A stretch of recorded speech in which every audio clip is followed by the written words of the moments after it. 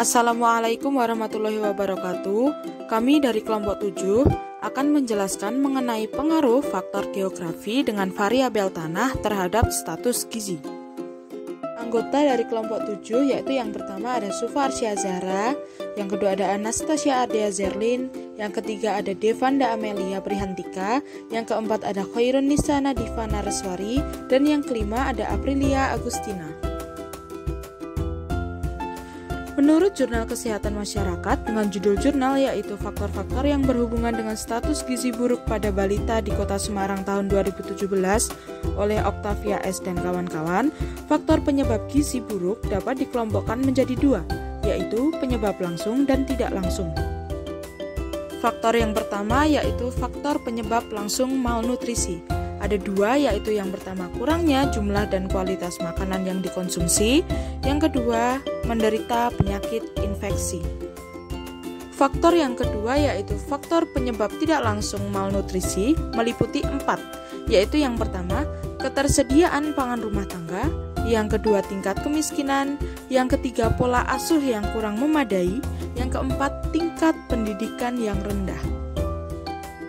Berikutnya kita masuk ke pengertian.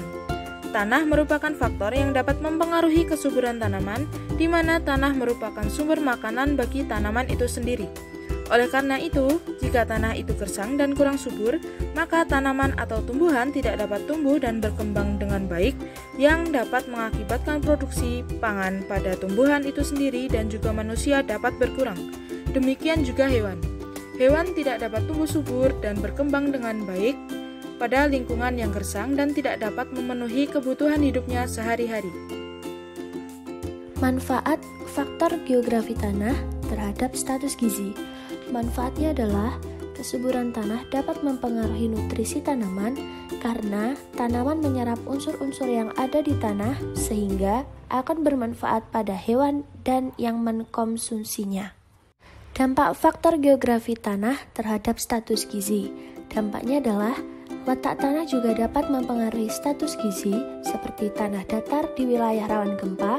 Karena mengalami kerusakan parah, pengungsi akan lebih banyak mengkonsumsi makanan instan, contohnya mie instan.